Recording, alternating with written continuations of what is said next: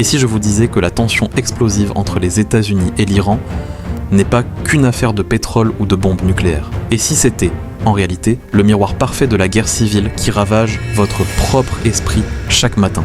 Deux puissances. L'une représente l'ordre établi, la force brute et l'expansion, les USA. L'autre représente la résistance, les racines profondes et l'ego blessé, l'Iran. Depuis 1979, ces deux-là sont bloqués dans un cycle de destruction mutuelle parce qu'aucun ne veut perdre la face. Aujourd'hui, on va décortiquer la vraie raison de ce conflit, mais on va surtout voir comment cette même dynamique vous empêche d'atteindre vos objectifs. Restez avec moi, car ce qui se joue au Moyen-Orient est exactement ce qui bloque votre succès et ralentit votre réussite. Pour comprendre, il faut remonter à la blessure originelle, là où tout a commencé. En 1953, la CIA aide à renverser un premier ministre élu en Iran.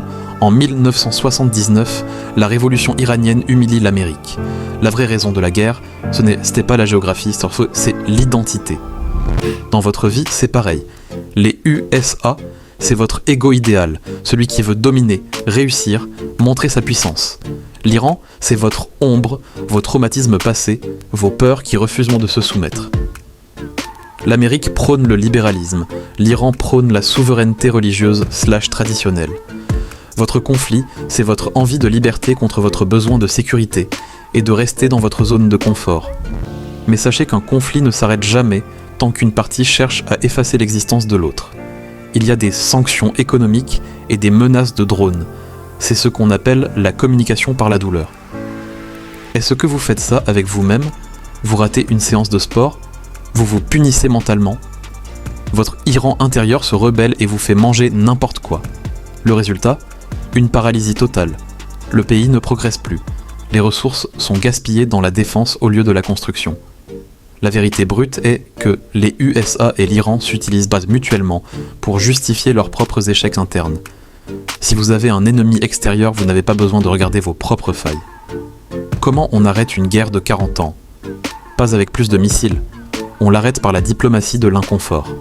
Les USA doivent accepter que l'Iran est une puissance régionale. Vous devez accepter que vos défauts et vos peurs font partie de votre territoire. Le compromis ici est que, au lieu de vouloir éradiquer votre paresse ou votre stress, ce qui crée une résistance armée de votre cerveau, négociez avec.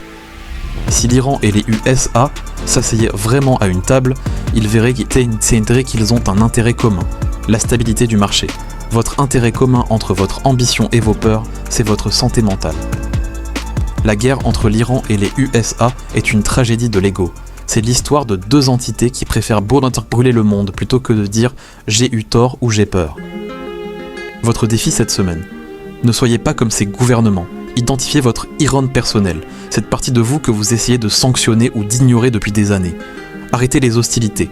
Signez un traité de paix avec vous-même. Si vous avez aimé cette analyse chirurgicale qui mêle géopolitique et mindset, abonnez-vous.